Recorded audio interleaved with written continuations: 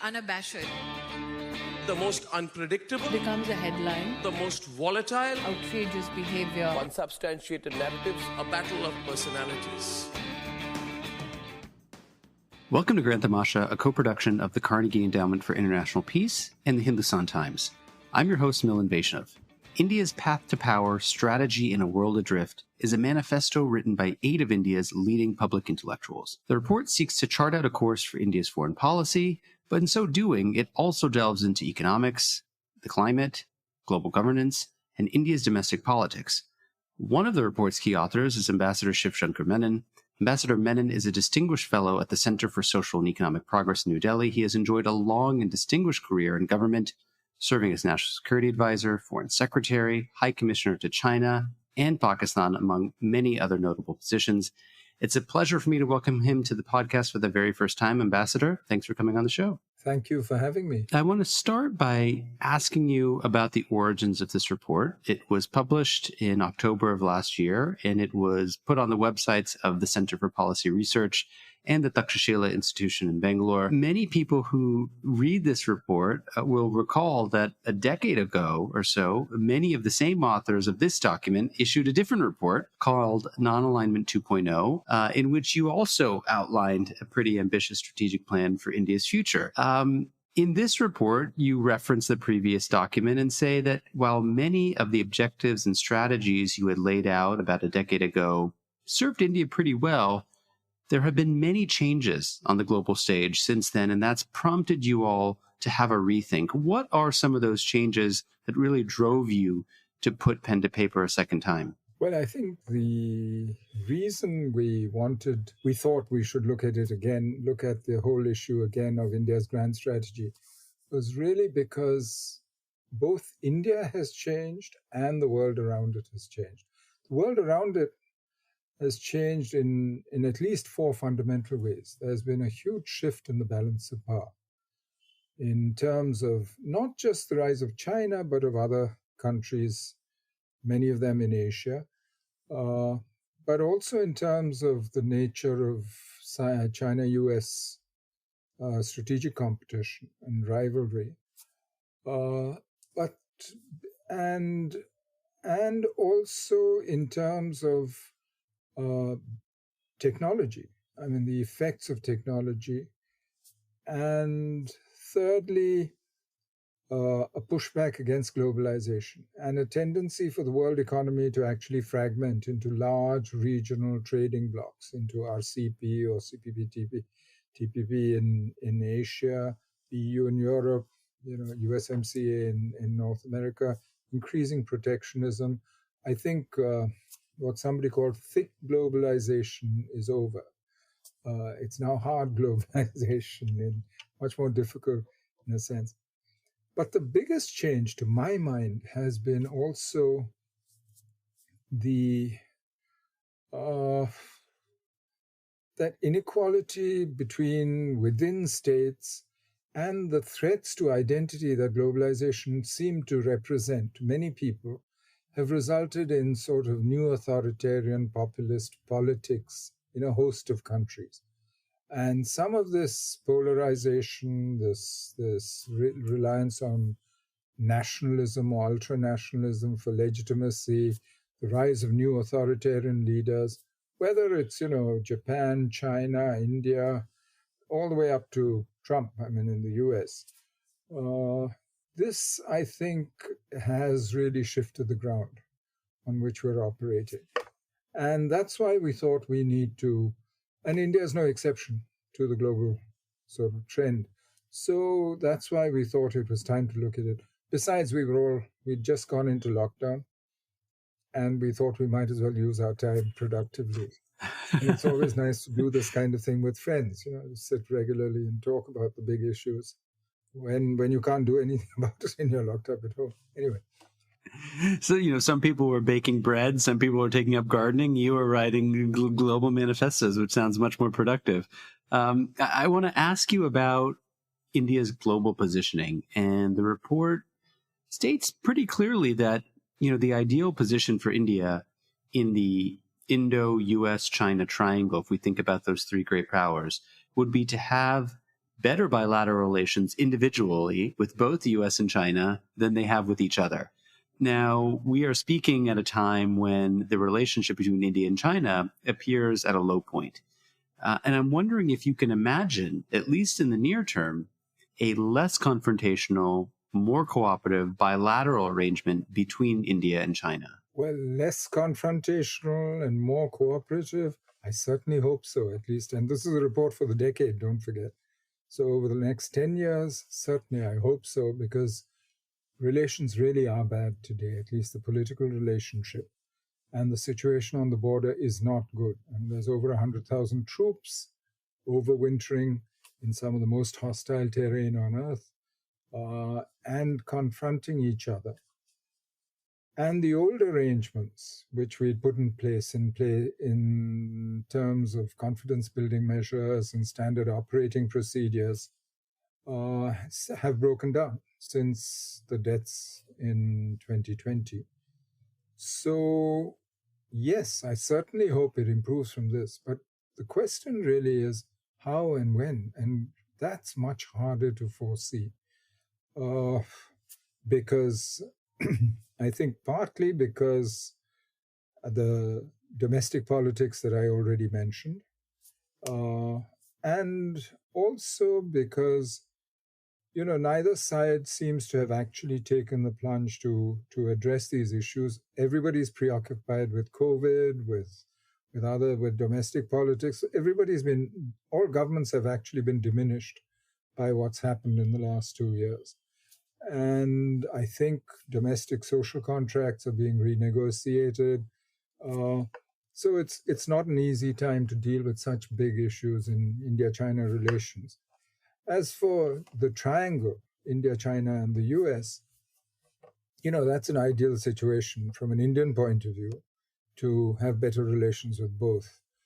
But that's not likely in the immediate future until India and China manage to make some progress on the relationship. The great beneficiary of what's happened between India and China in the last 2 years, the deterioration, the crisis in India-China relations, is really the India-US relationship. I mean, India and the US today in defense, security, intelligence do many of the things that allies do without a formal alliance or a mutual defense commitment. We are actually doing much that allies do, and we coordinate, we work together, and that congruence, certainly in maritime Asia, in the Indo-Pacific, is growing steadily. And I see that relationship with a bright future. But whether India will actually have better relations with both, which I suppose is a pretty Kissingerian formulation. It's what Kissinger used to say in the early 70s about the US wanting better relations with both China and Russia than they had with each other, which wasn't difficult at that time, considering what Sino-Russian relations were like. But today, I'm not sure that is immediately on the horizon. But, things change. Politics is a process, so it's not going to stay the same forever. Let me push you a little bit on the United States, because as you rightly point out, there has been this steady deepening as well as broadening of the U.S.-India bilateral relationship. You were in government for many years. You were responsible, when in a position of power, for creating some of the frameworks that have led to the kind of robust cooperation we see today. But it's no secret that politics in the United States has taken a pretty dark turn in the last several years. And I think, on many people's lists of top 10 geopolitical risks, the U.S. domestic politics is number one or number two. Are you worried that India may be placing too many eggs in the American basket, as it were, particularly when it comes to things like, the strategic side of the house, defense, intelligence, and so on? Not really. For what worries me is the turn inwards that has taken place in both American and Indian politics. Politics in both countries has also become much more fractious, some say polarized, and much harder to predict. That worries me. But as far as India and the US working together, I am not that worried, actually.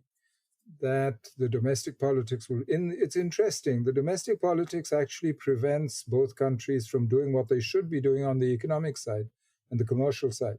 They seem to find that much harder than the politics, the defense, and the sort of geopolitical coordination, which is slightly different. It's from, say, India-China relations, where it's the other way around, where trade is booming despite this crisis on the border.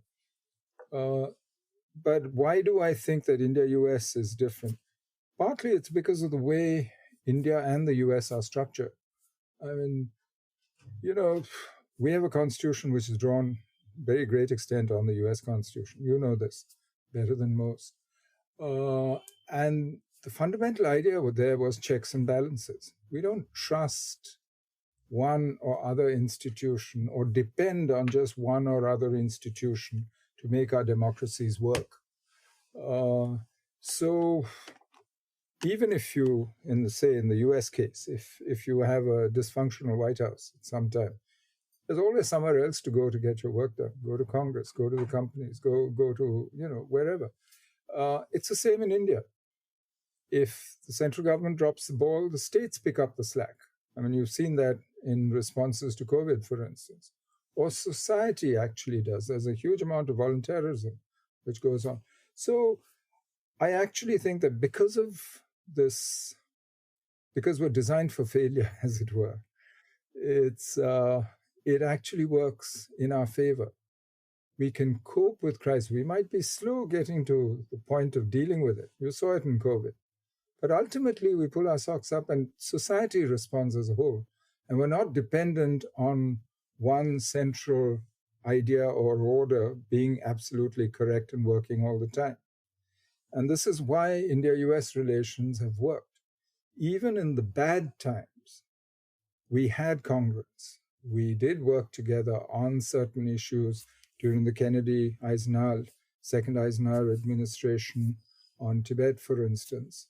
We did, and look at what we did together on the Green Revolution, just when we had huge political arguments about Vietnam, etc. But we still did things together. And that, for me, is the strength of this relationship, that it can survive crisis and differences on various issues. Even today, I mean, we don't have identity of views on things like Iran, on Russia. If you ask most Indians, they'll tell you Ukraine's a distraction from the real business of preventing Russia being pushed into Chinese arms. But that's a different, but this relationship can cope with it. And that's what gives me confidence. Structure, the way we are structured to deal with it, our experience of dealing with difference, and we're democracies, so we know how to do this.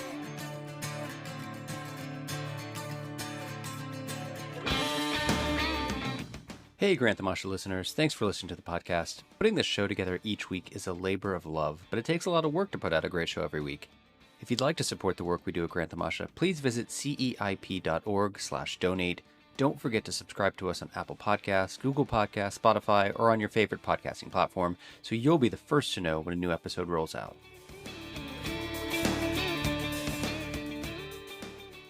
Let me shift the gaze a little bit closer to home and ask you about the neighborhood. When Mr. Modi came to power in 2014, his government talked a lot about reinvigorating India's relationships in the neighborhood, right? And we all remember the scenes of his inauguration when the neighboring heads of state all showed up. And this was a very powerful piece of symbolism.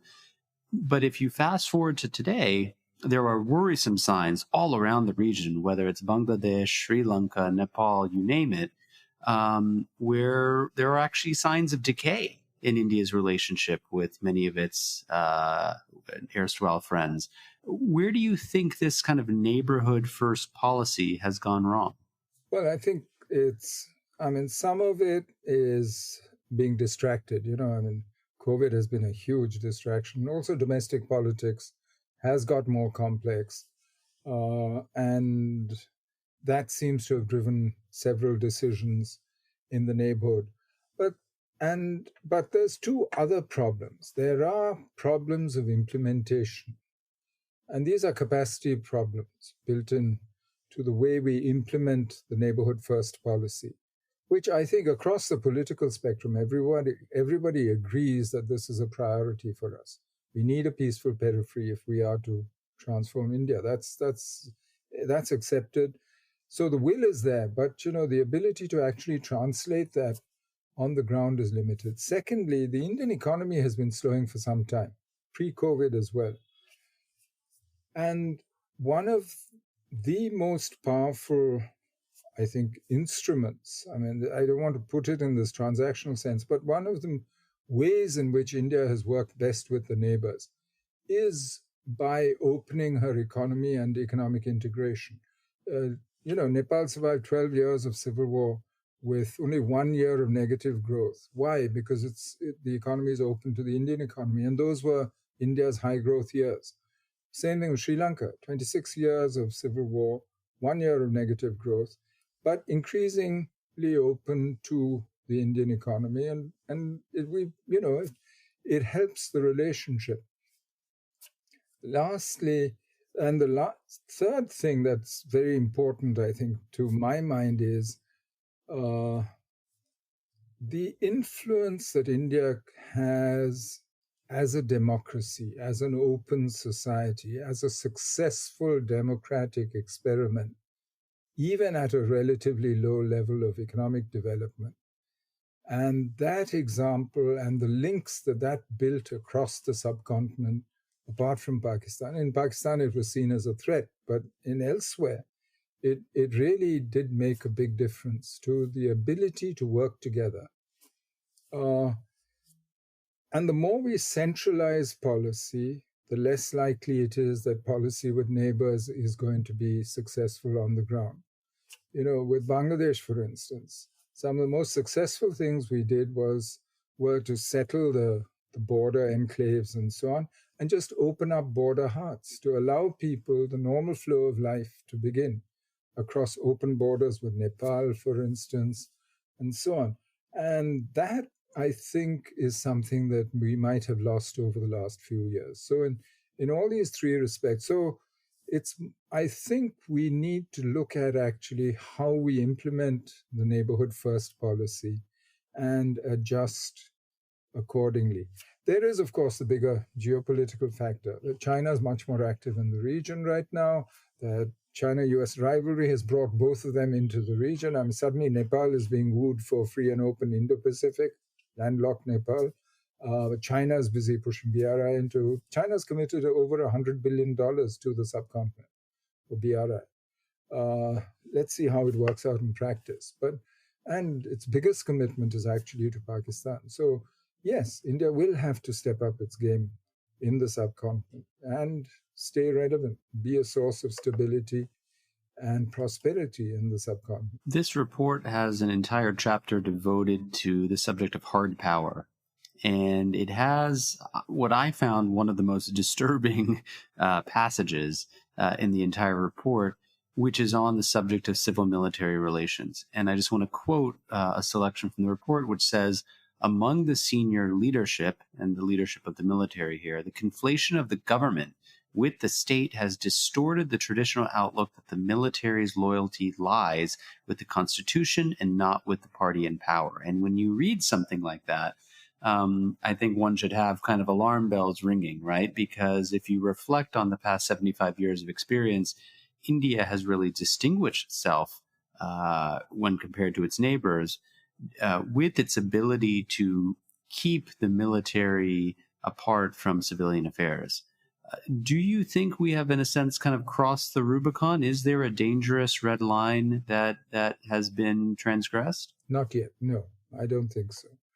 I think there are those in the system who are tempted, perhaps. There have been attempts. There is, and there isn't too much clarity, I think, on this issue. It's not as though we have a political leadership who have thought deeply about these issues, or on the military side, where I think, frankly, we've just got used to the way it was, and therefore have started taking things for granted. I think it would be very sad if that distinction between the professional military sphere and politics or the running of the country, if that were to be blurred and that line were to be crossed. But it hasn't happened yet. No, I think we're quite some way away from that. And you can see it in 2 or 3 negative ways. You can't say that India's foreign policy has been militarized, which is what would be one immediate sign. And what you are seeing increasingly actually is an awareness that this is a problem, which is why it's discussed. And the mere fact that gives me hope, because that suggests that people are no longer just taking it for granted that you have an apolitical armed force and that therefore they'll stay out. But we have to be aware that the Indian armed forces have been used for internal security duties for a long time. And the logical end of that is for them to naturally be concerned about the politics that drag them into internal security. And it's a messy job. And it's a very different job from the job they're actually set up to do. That they've coped so far is quite remarkable, and that they are still fundamentally apolitical is also quite remarkable. The temptation is always there, for politicians to wrap themselves in the flag, to be seen with the military. I mean, you've seen it in the US, we've seen it here. But I think the military itself, is aware of the dangers of this. So no, I wouldn't say that we've crossed a red line or the Rubicon.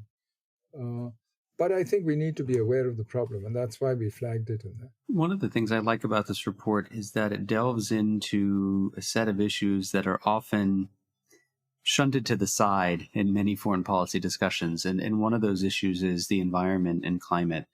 And the report is pretty clear-eyed about the fact that this notion that there is a trade-off between economic development and ecological preservation, that idea is misplaced, that there is no such trade-off. And I'm wondering, as you reflect on where India has been, where it is, where it might be going, if this is a sort of a good news story or success story, because, if you look at the past 5 to 10 years, India has taken some pretty bold steps to address climate change. It did it through COP21 in Paris. It's made a net zero commitment at COP26. Many scientists would like to see some of the details fleshed out, but you still have the rhetoric from the Prime Minister setting out a marker. Is this a place where you think India deserves high marks? I think we certainly deserve more credit than we get. Not only because of, declaratory statements or negotiations, international negotiations. Whether we have achieved something, we'll only know much later. Because frankly, this is not only India's problem, and our success will depend on the world succeeding in what it's doing. So it's harder to say. But I think when you look at the concrete situation and the actions that have been taken, you look at the solar initiative, for instance, and the addition of renewable energy, you look at the fact that coal is likely over the next decade, less than half the 100 gigawatts of coal-fired power plants, which were supposed to come online this decade, are likely to come online. Partly because the price of the tariffs for renewable energy today in India are better than they are for coal. So it actually makes sense if you're building a new power plant to invest in renewable energy rather than coal-fired plants. Doesn't mean we'll stop our dependence on coal, but certainly it won't be at the rate at which it was projected to grow earlier. Our fundamental problem, however, remains. We cannot continue to maintain present levels of per capita energy poverty if we are to industrialize and develop the country. And that we have to worry about. So I think we've done some big things. We've announced some very ambitious targets. We've also made commitments internationally, which gives me hope that we will actually implement most of these. So yes, I think we deserve much more credit than we've been given, but the hard work is still ahead. I want to circle back to where we started this conversation when you were describing what has changed since the Non-Alignment 2.0 report came out.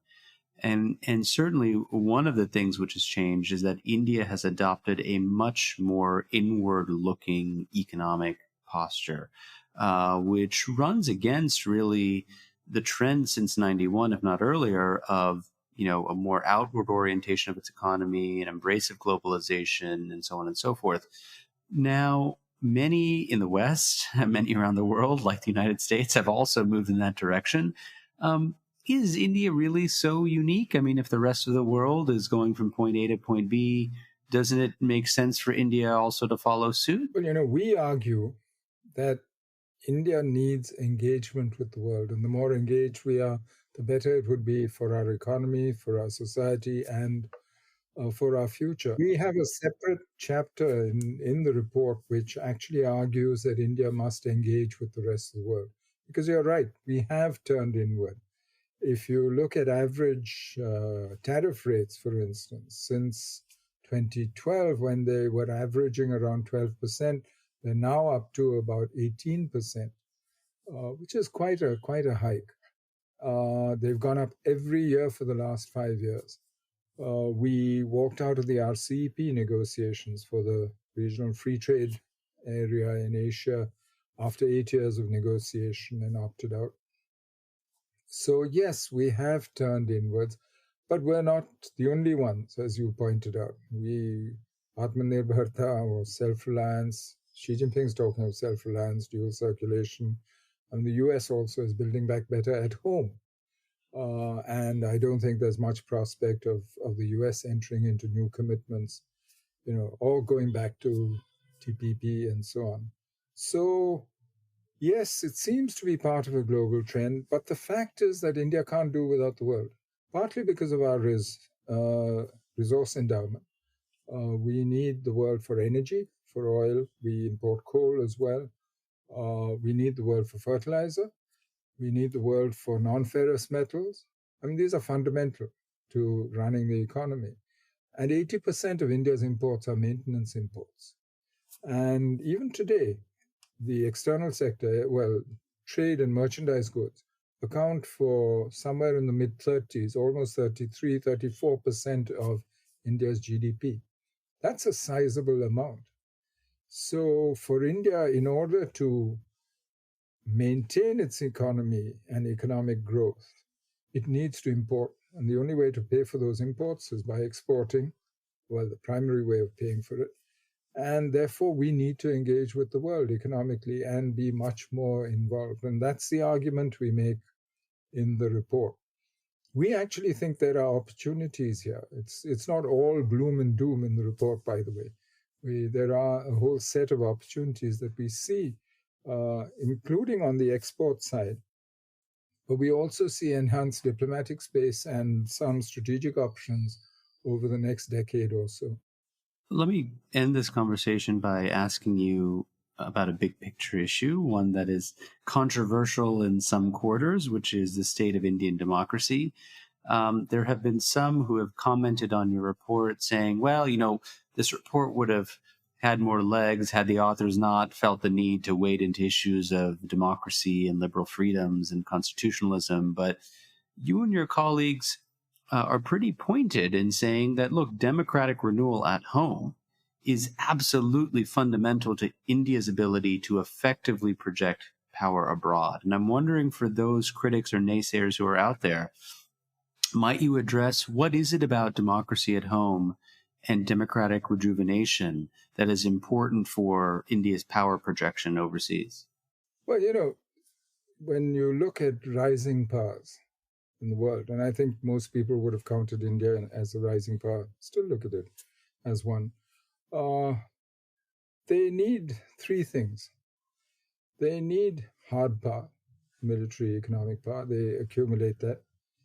Secondly, they need narrative control. They need a narrative of why they are rising, while they follow an accommodational policy with the existing order, until they are powerful enough to start shaping that order.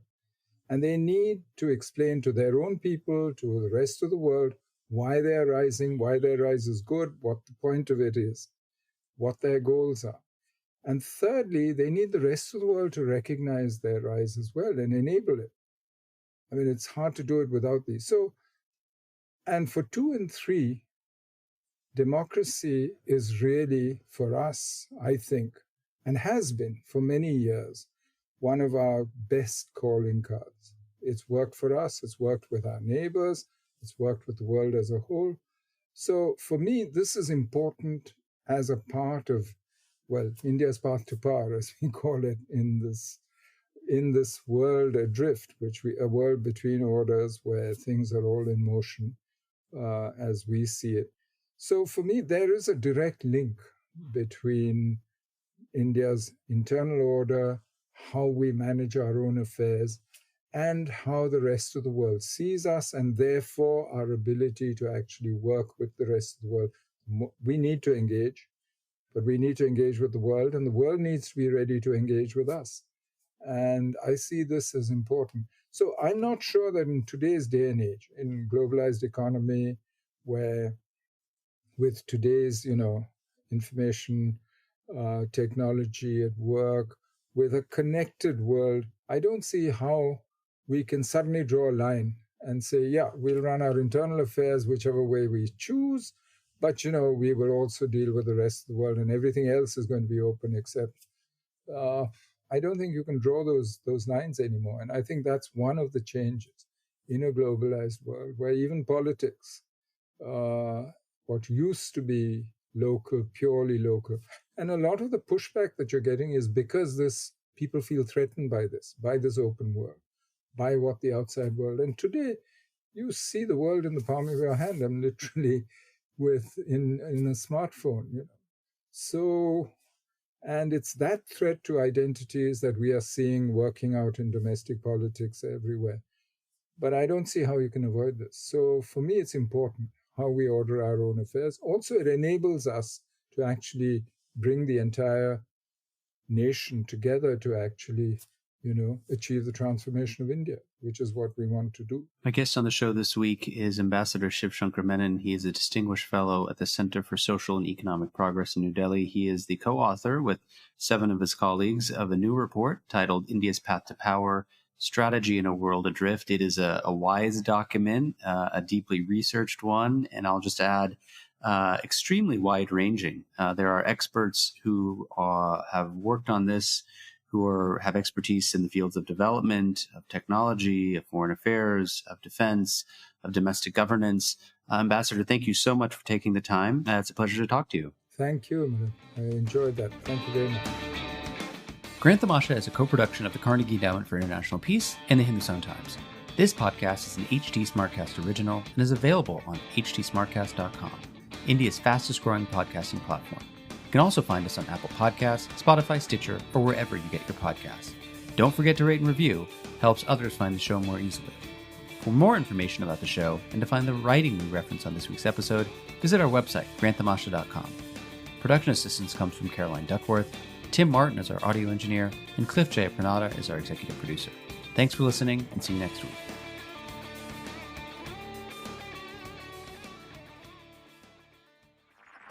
This was a Hindustan Times production brought to you by HT Smartcast.